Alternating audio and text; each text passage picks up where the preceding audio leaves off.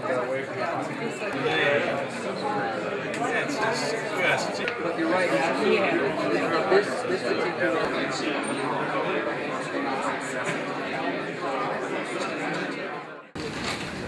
All right, I think we're about ready to go. And, thank you for all coming out in the difficult weather to join us here for a public meeting on the Dallas Floodway Project. The purpose of tonight's meeting is to give you an update on the Dallas Floodway Project feasibility study, and secondly, to outline proposed levee system improvements that we, the Corps of Engineers, has worked out with the City of Dallas. You already had a chance to visit with some of the people around the room, everyone with the Corps of Engineers name tag. Please ask them whatever questions you want. They're all very familiar with all the issues that are discussed on the various posters around the room. Please take some time. There'll be more time after the presentation is over with to ask questions and visit with them over that. In addition, I'd like to introduce Sarah Staniford in the back room. Raise your hand, please. She is our city representative, so if it's a question that's not a Corps question but a city question, she is designated to answer all things. In addition, we have water bottles available out in the hallway if you get parched and dry. The bathrooms are out in the hallway down to the left. And I want to take a chance now to introduce our two speakers who will be giving the presentation tonight. Colonel Charles Kling right here. He's the commander of Fort Worth District, Corps of Engineers. And Rob Newman over here is the director of the Trinity River Corridor Project Office for the Corps of Engineers. At the end of the briefing, there will be a chance for you to ask a few questions up here of the two speakers, and then after that's over with, there'll be some more time to just mingle informally, and you can ask more questions and so forth. So with that, Colonel Kling. Hey, good evening, ladies and gentlemen. As Jim said, I'm Colonel Chuck Kling, the commander of the Fort Worth District, and with me is Mr. Rob Newman, who is the director for the Trinity program, also with the Fort Worth District. Next slide, please, Jim. Okay, Jim kind of hit this, but I'll hit it again. The purpose for tonight's meeting is to update you on our feasibility study and the proposed improvements to the Dallas Floodway levee system. We've hit a major milestone in identifying a flood risk management plan that we worked out with our partners at the City of Dallas, and we're going to share the details of that plan with you tonight. Next slide, please. Okay, here's outline for our presentation tonight. I'm going to hit the first two topics, and then Rob Newman will come up and he will address the next three. Next, please. Okay, so this is the floodway, and it consists of two separate federal projects. The first one is the Dallas Floodway Project, which is the one you see in the upper left, upstream of the AT&S Bridge. And that consists of 22 miles of levees upstream of the bridge. And this project is in the study phase, and that's the one we'll be talking about tonight. The second project is called the Dallas Floodway Extension Project, which is downstream of the AT&S Bridge. And it includes ongoing construction of new wetland habitat and planning for the proposed Lamar levee. So the dotted line in the middle, that essentially shows you where the AT&S Bridge is, and that's the delineation between the two projects. Next slide, please. All right, I'm going to now kind of give you a brief history on the next several slides and highlight some of the major events that have occurred along the Trinity. The historic 1908 flood, which devastated Dallas, began local efforts to build a levee system to protect citizens, with the first levee system completed 20 years later. In 1949, the Fort Worth flood, which killed 11, renewed area efforts to reduce flood risk, and it actually led to the creation of the Fort Worth District. So prior to 1950, the Fort Worth District did not exist.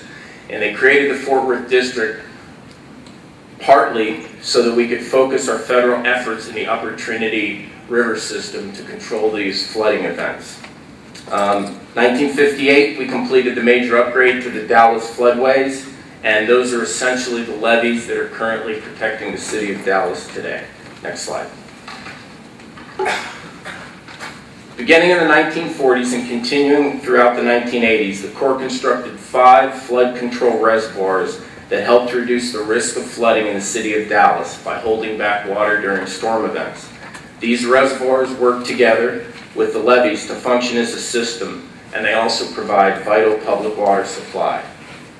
So the ones I'm specifically talking about from kind of north to south: Ray Roberts, Louisville, Grapevine, Benbrook, and Joe Pool. Without those reservoirs, the levees in Dallas would actually have to be more robust. So these work in conjunction with the levees to improve to lower flood risk in the city of Dallas. Next slide. In 1989-1991, Dallas experienced its worst flooding since the floods of 1908. This event served as a catalyst for authorization of the Dallas Floodway Extension Project, again the project that's downstream of the AT and SF Bridge. In 1988, the citizens approved the Trinity River Corridor Bond Package, which launched Dallas's partnership with the Corps to strengthen the levee system and pursue the city's interest under the Balanced Vision Plan to make the floodway a civic centerpiece. Next slide, please, Jim. A little more background for you.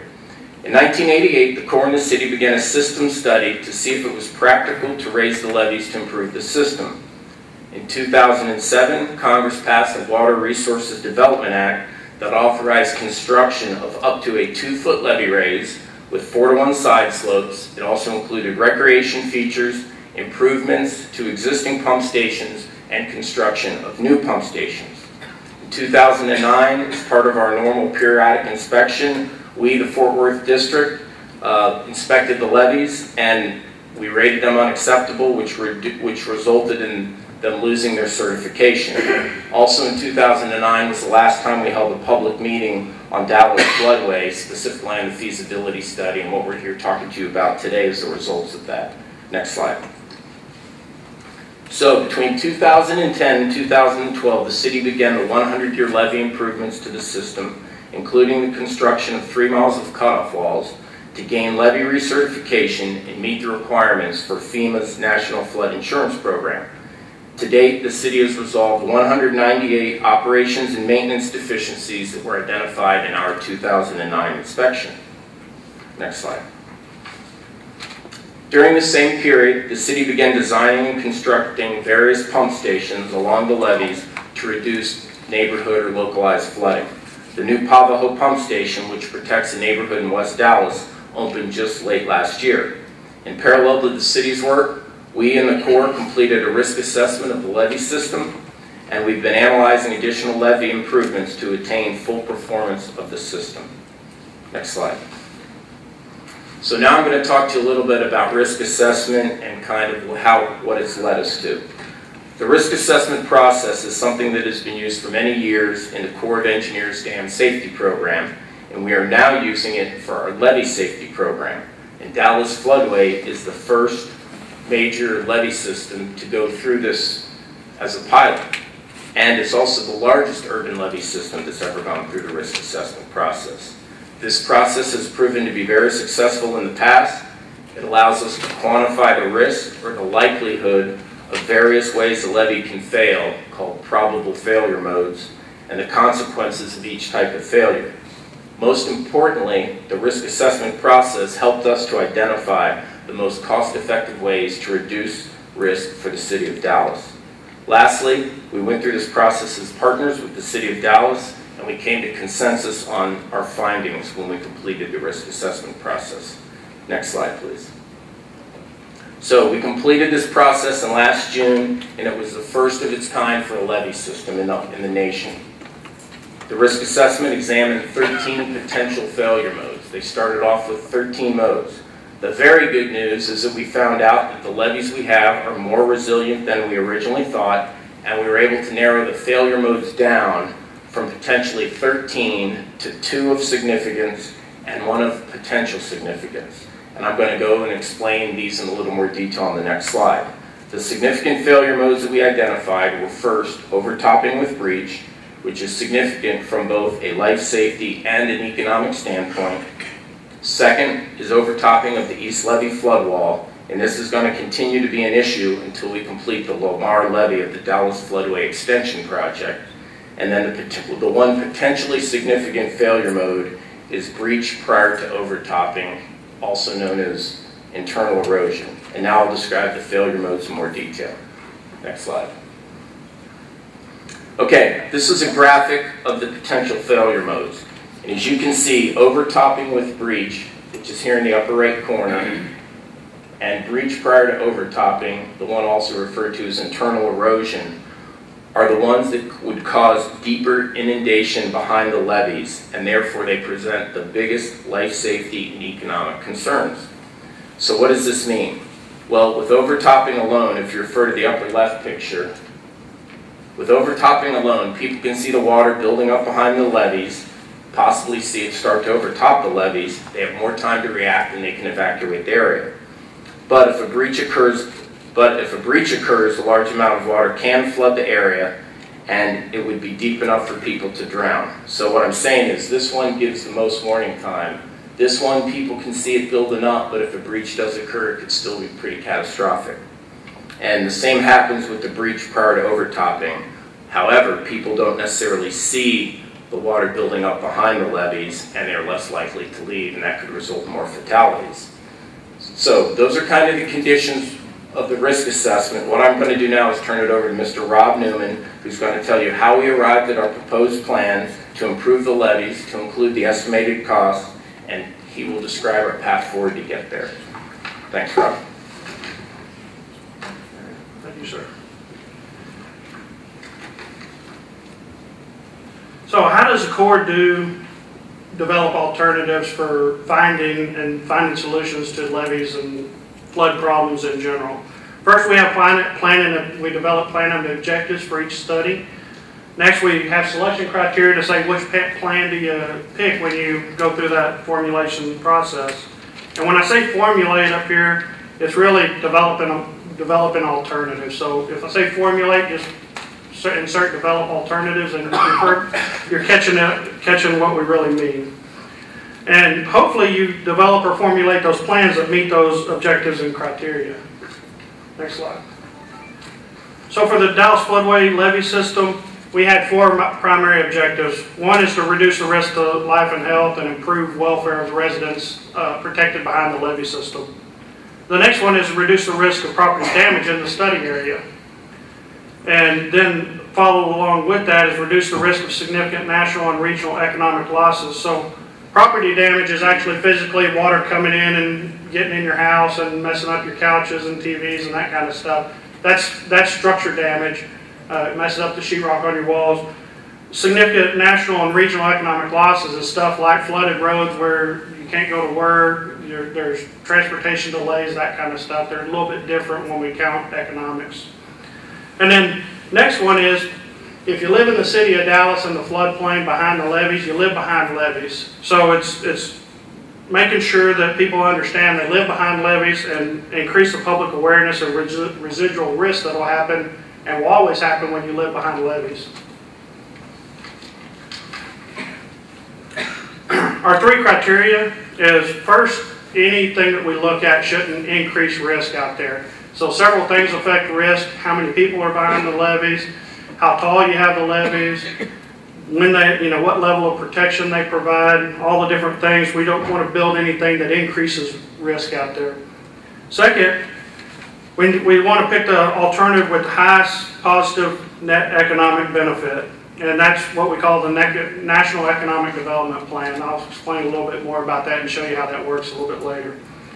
And then finally, after you pick the one that we call the NED plan, the National Economic Development Plan, you may want to look at it and see if we can add additional things for life safety that may not be economically justified, but you look at them to see if they are cost effective and contribute above and beyond that NED. So what did we do for Dallas Floodway? First we looked at a bunch of non-structural alternatives. And we always look at non-structural first. Non-structural alternatives that don't result in a whole lot of construction. So floodplain management, flood-proofing is putting stuff around each individual house. It's for individual things, not an area as a whole. Well, if you notice, The city of Dallas already has a flood warning system. Like any good flood warning system, you can always improve it. And I think they're actually exploring that right now, is improving some of the flood warning system. And in addition, the city already, because there's a levee here, already has a very effective emergency action plan. It was last updated in 2010, and it's likely one of the best plans in the nation. It's pretty extensive, very, very good extensive plan. But like any plan, it can always be improved. When we did our base condition risk assessment, we identified some areas that flood first, and because the biggest threat to fatalities or something from a flooding event would be those deep areas flooded first, and elderly and people that don't know they should leave, you could target some of those houses in the emergency evacuation or emergency action plan or evacuation plan, and target those areas and try to get those people out first. So that will be part of any recommendation that we do. Anyway, to make a long story short, we're carrying forward and improving that emergency action plan and putting that on top of anything that we come up with from a structural standpoint. All the rest of those things, because there's 6,000 structures behind the levees, and there's already levees there, they kind of are kind of a moot point to look at them. Next. So, what did we really look at? We're looking at structural measures. We looked at 8 different things. Anything from channel widening, already out there, vegetation removal. The city, there's not a lot of vegetation within the levee system. That didn't really do a whole lot of good. So basically, we're going to look at levee height modifications, also known as levee raises, armoring, cutoff walls, controlled overtopping in combination with levee raises, and the bridge modification. So let's talk about the AT&SF bridge. It's at the very end, as Colonel Kling showed you earlier, it's at the very end of the Dallas Floodway system. And if you could tell, look past my bald head over there, kind of where I'm pointing, you can see that those are old wood trestles, and any normal bridge has about 50-foot piers, spacing between the piers at least, and those are about 14-foot spacing. Trees can stack up on that, and I believe the city, every time a big flood event gets out of bank, they have to go clear stuff off of those. It is one of our historic bridges in Dallas, but from a flood risk perspective, we really need to remove that. So it will be, as a first added increment to any plan that we look at, will include removing that bridge in combination with anything else that we do. So in addition to the bridge, next slide, we're going to look at these 4 things: levee height modifications, armoring, cutoff walls, and controlled overtopping. First, we're going to look at them, or actually, we looked at them independently, and then we look at them and see if we can combine them with other alternatives that we're looking at. So, singly, how that, raise the levees, then armor the levees, put off cutoff walls independent of doing either one of those. Next slide. If you look at it here, we did 6 different levee height modifications. When we talk about levee height modifications, we're not talking about wholesale levee raises out there. What we're talking about is going in there and filling in the levees to control a certain flow. So if you look at the top here, the lowest one we did was 260,000 CFS, and the highest one we looked at was 289. And if you look at the one highlighted there, and you look at what I said earlier, the most net benefits, it provided 1.2 million in net benefits. And if you notice, that's the highest one, and there's a lower one on the other side. So that one would be what we would construe as our NED plant, the one with the most net economic benefits.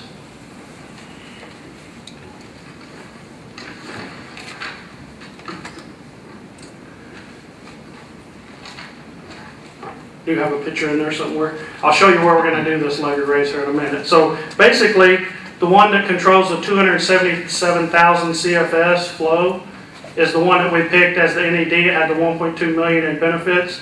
That's taking everything out there that's lower than 277, raising it up to where you at least convey that amount of flow through the levee system. And that's actually a 1 in 2,500 chance rain event. So that's a pretty extensive level of protection that you would have out there. It's really cheap to do that. It's about $6.2 million. That would be cost shared 65-35 with the city and the Corps. And since that had positive net benefits of $1.2 million, we did look at that and said, okay, it's a good standalone project. Let's see how it can be compared with other alternatives as we move forward through the planning process. Next slide.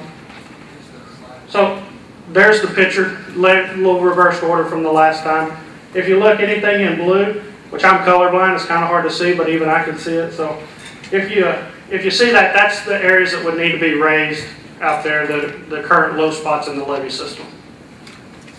And if you raise it to the 277,000 flow, that is actually the future flow SPF level storm event, so it would be a very high level of protection. Now let's talk about armoring.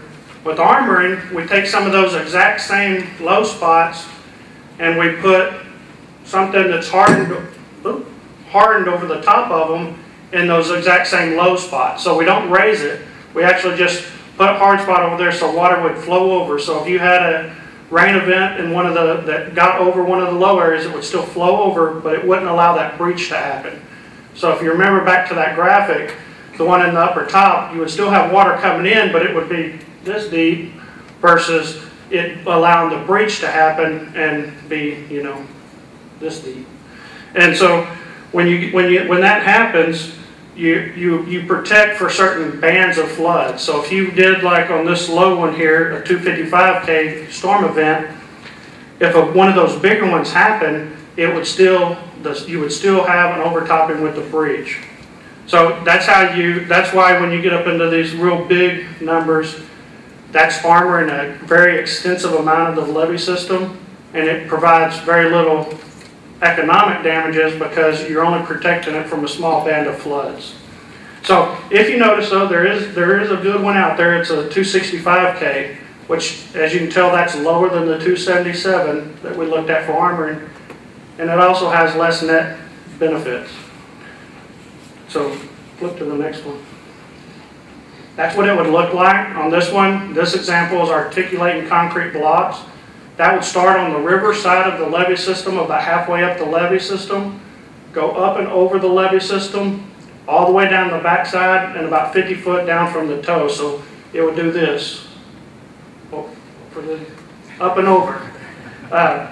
So that's what you would have. You can cover it up with earth to make it look a little better, but still would be labor intensive, and you can see that's not cheap to do. Next slide, Jim. So this one, the plan that you could pick was a 265, had 474,000 worth of net benefits. If you remember, the other plan provided $1.2 million worth of benefits. These plans don't really work together, armoring, because you would raise it up and then you would armor that entire area. And so if you looked at this one and looked at the 277 armoring to armor that exact same area, back it up one, Jim. You would see that it's negative numbers over there, which means that's not cost effective. So armoring kind of got dropped off the plan as a viable option.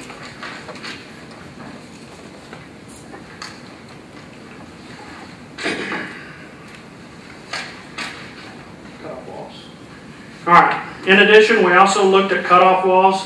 Cutoff walls don't really do anything for the overtopping with breach. That's trying to hit that breach prior to overtopping. For this alternative, we looked at 3 miles of the city, 3 miles of existing cutoff walls that the city's currently constructing out there, and we added 5 additional miles to say the 3 miles was what was needed for the 100-year level protection. If you filled levees all the way up, we said an additional 5 miles for 8 total miles would be needed to resolve that problem out there. Cutoff walls had a good life safety benefit. However, due to the low probability of occurrence, they resulted in a $36 million cost. They resulted in negative net annual economic damages or benefits. So with the first cost of $36 million, they didn't give you a very good bang for your buck. However, when we look at cutoff walls, when we go back to the recreation plan that we're talking about doing with the balanced vision plan, there's river relocations in there, and some of the same areas that the city constructed their existing cutoff walls you would need to install cutoff walls to be able to do river relocations. So when we go back and do those river relocations, we'll still be looking at the cutoff walls at that point in time. But as a flood risk management feature, they've dropped off of our alternatives. So next. So I was talking a little bit about levee raises and armory plans. There is a way that you can put those together, minus armoring the entire area that you just raised. You could have controlled notches in the levee system. And so we did actually, this would work similar to a dam, but unlike a dam where you're perpendicular across a river, where your spillway, basically this is an emergency spillway, where it's in the same area and you design it to where it flows over. In a levee system, finding that point where you overflow, it's a pretty hard thing to do because water comes down and it depends on the variable height of your levee system. It didn't really work very well to get the bottom line up front, so we're not really studying that anymore. If we build a new levee system, it's imperative that we put that in there, but for existing levee systems with a pretty good high level of protection, we're taking that off of the analysis right now as well. So what are we doing out there? We're basically doing that 277 levee raise with those bridge modifications, and that costs about $6.2 million and it results in $1.2 million in net economic damages.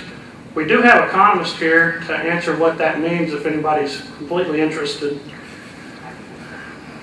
So, where do we go from here?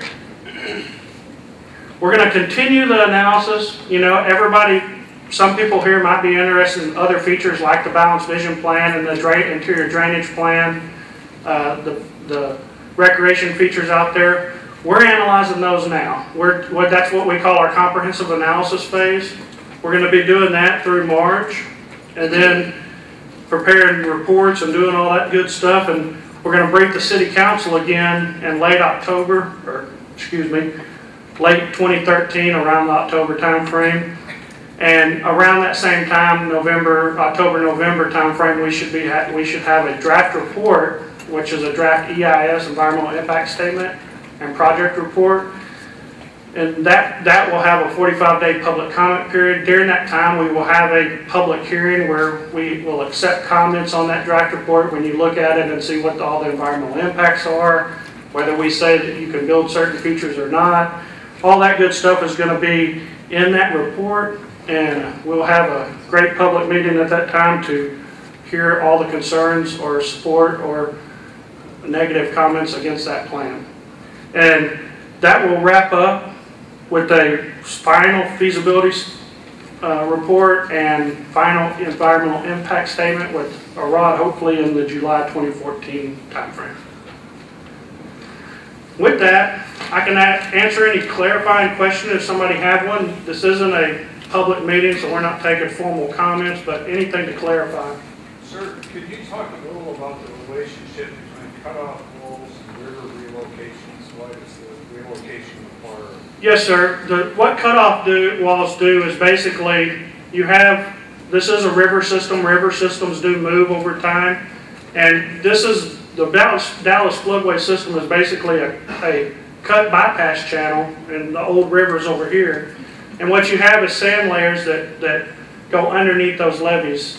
And what a cutoff wall does is allows and cuts off, why it's called a cutoff wall, river water from going through a sand layer underneath the levee and reaching the ground on the other side. And as over time, as the water pressure in the levee system builds up, then pressure is added to that and forces water through there.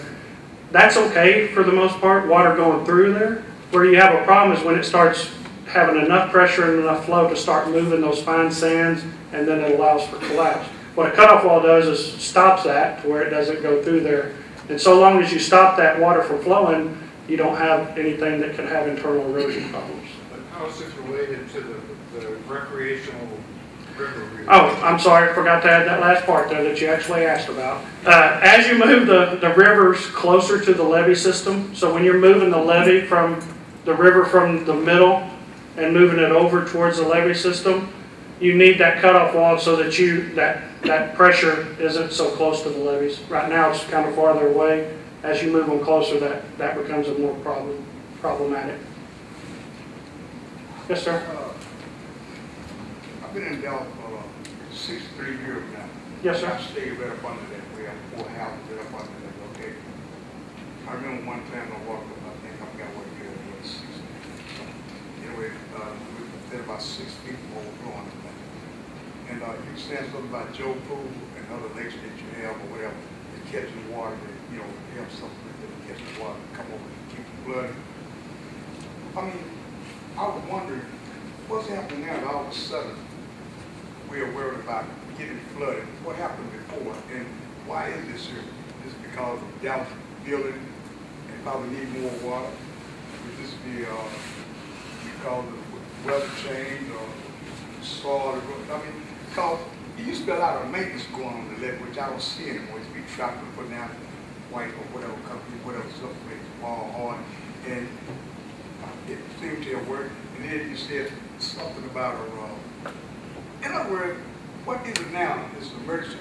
It seems like it's all about money too. Now, sure, we do want to be safe, but you know, I'm kind of concerned about this because standing up on the level 63 years and it wasn't safe in the beginning. Why is it going to be safe now? Excuse me, I got popcorn. But anyway, what's going to guarantee? Well, we can't get a guarantee anyway because besides the rain, and God let the rain, it's going to rain. I don't care what you put there. But all of a sudden, why have we been thought about before for us drowning and this stuff that we need, flooding, but now, if everything leaves the money. But can you explain to me what's different now? Dallas growing? Is the soil? You're not maintenance like you used to do, maintenance to the level like you used to do. Just what is it at this time? You run more pumps than you had before? I mean, what is it now? All of that. You said it wasn't safe at first, and then I'm going to be quiet now. You said it wasn't safe, and then you find out it was safe, and you said it was previously. So I'm kind of getting mixed up on this here, you know, because I know you can't be 100% safe in the way you go, not even 50% safe. It all depends on what God does. But anyway, go ahead. And that's exactly right, sir. That's what I was trying to explain earlier when we started this out. It's explaining the residual risk out in the levee system.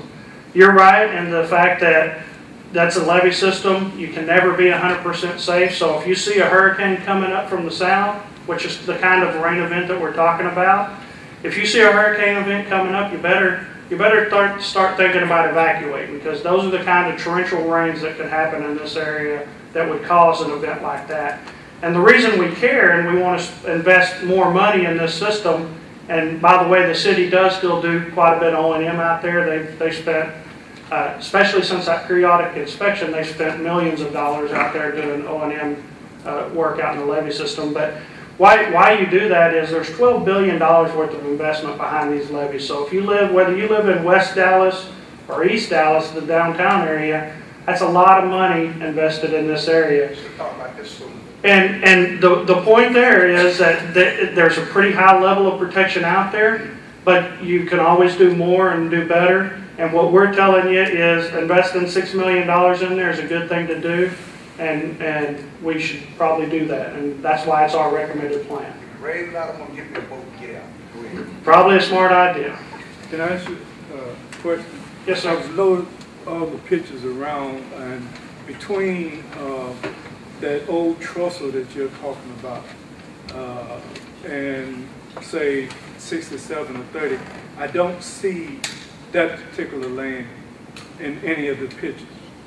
You know, say, 67 going south with 30 and back to the trestle. I don't see that particular area as a part of none of those pictures. Now I see over where the designer bridges are, and I see over from the trestle and all the way back to Cadillac Heights and back over there. But in that particular area, I don't see. Sir, if you don't mind, I can answer that for you. I'm going to have to get you to show me where it is on a map and show me where you're talking about. It's just west of the old trestle. Start from the old trestle, the rain trestle, what Dart used now, the old railroad trestle, and just go west of that, going towards West Dallas. And the first freeway or bridge you come to, 35 or 67, whatever you want to call it, that particular stretch right there, they're not on the photos. talking about the Yes. which is the Dallas Floodway Extension Project. Right. So Rob, he's talking about DFE as opposed to Dallas Floodway. Okay. If any questions for DFE, we'll catch me right after I get done talking. What's the difference? They're two separate federal projects. One's the existing levee system that's out there today. The other one is the one that's under construction that we have plans for that are currently in the federal budget. We're not budgeting for them right now, and we're working on that project separately from this. There are two separate federal projects here. One in the study phase and one in the construction phase. Which is which? Dallas Floodway is right here. Dallas Floodway. How do you get our laser pointer to work, sir? Press R. Gotta press the button. This is Dallas Floodway, that red line. Everything north, or excuse me, whatever that way is, west. This is only northwest, east-west. That always looks north to me, but everything upstream of that red dot is Dallas Floodway. Current levees. Everything down here, and I think what you're talking about is right down here in this area. And I can, right below the bridge, south, downstream of the bridge. No. West of the bridge. West of the old Trussell Bridge that you were talking about. Okay. Yeah, I'll catch you. Just give me, please bear with me. I'll come talk to you personally after this. My name is Wayne. Is this something that the federal government has the city of Dallas doing now? Is this something that you all are working on with Dallas because you're a minority? Thank y'all for why is this happening? I think this was why is this going on now? Is it because of what happened to Katrina and the levees and Katrina weren't up to date, and now Dallas has to come up and say, we got the military in there, we got the city in there. When I read this, I know we got a bunch of police in church and schools and buses and everything. We got to have the military in this to fix the river. The Corps, the military, why we have a colonel sitting here is we are a division of the Army, but we're the I know in the Army, right. But I mean, the armed forces involved. How the armed forces get involved with fixing a river? We're the Water Resources Agency for the government. So no, it's not because of the military, ma'am. It's because we're the Water Resources Agency for the government. So if it's a water resource concern like Katrina, the levees that were broke, we're the broker for the government for water resources. So are you all just concerned about the lead? Because we concerned about the flood in the river. We concerned about the lead in the river. We concerned. I mean, us who have lived in that community, and some of us who still live there. And now y'all finna fix up a beautiful river that's full of blood and lead and dead people and everything. I mean, what's going on? That's what I want. I want to know what's going on. But ain't no priority about lead. Ain't no priority about blood. Y'all talking about putting some little armor, military terminology, in a river. And I understand that. Armoring is just protecting it to where it doesn't. Yeah. Armoring is so that when water flows over it, it doesn't erode down and fail. That's what that's talking about. And right, you're right. It's a levee safety term. So it's one that just prevents water from eroding down and caving in the levee system. And the reason. No, ma'am. We're a water agency. Anything to do with lead or something like that's another federal agency, which is the EPA. We. The military now. I'm worried about it. Yes, sir. Yes, Mr. Newman. Colonel, why don't we make up to 16 miles of the existing levees obsolete and replace them with a unique, buried tollway tunnel? And Colonel, you've been to New York, you know about the tunnels in New York would not be the same as without the tunnels. And I'm not talking about a buried tunnel, I'm talking about putting a highway at the existing grade, at the existing alignment, prefab construction, and then cut and fill, and reclaim up to 1/3 of the floodway. And we're going to make all those levees obsolete, up to 15 to 20 miles of the levees obsolete. Why don't we look at that? The cost effectiveness of that has never been analyzed, and it's been buried somewhere, because that would make a true park. Right now, it's not a central park. and it's an absolute, as the fly said, no offense to you, it's a city hall lie, in my opinion, and the opinion of many people in this city. So again, why don't we look at making the levees obsolete and look at this tunnel, which we reclaim up to 20, which would make about 20 miles of the levees obsolete, up to that. Why don't we look at that? We have never analyzed that as part of one of our projects because we already currently have a levee system out there. And so the minimal amount of benefits that we have here wouldn't justify that much of an alternative for us. Now, if you're in economic development or one of those things, then by all means that would be something to consider, and that's probably what the impetus behind some of those in New York is. You're out of land and it allowed for economic development. And more power to anybody that can get one of those passed through Congress, and we'd be happy to build it. It just wouldn't meet the economic criteria for us for flood control for the Corps. Rob, before we have any more questions, I want to recognize Councilwoman Carolyn Davis, who just came in the room. She's in the back of the room. Do a wave to everything. Her district is in the Floodway Project, so that's good that she's here to join us. In addition, if you don't want to speak directly to someone with a question now or after we're done to do the more informal question and answer, there are comment cards in the desk that you signed in on. You can either leave them with us tonight or you can mail them into us later. And you're more than welcome to put those comments down, sir, and put them in for the official record, and we'll take those. Anything that we're asking here is not recorded for official record taking. We will do that at the public hearing, though, when we have that in late 2013. Yes, sir? Yeah, could you go into the details of the modifications to the ATS bridge and if that will impact the Santa Fe Trestle Trail at all? No, it will not, sir. That will not. It's removing everything but that. So we would be removing the wood frame and the existing approaches, basically the style, the land diked approaches into the river. So no, the Santa Fe Trestle Trail would stay as is.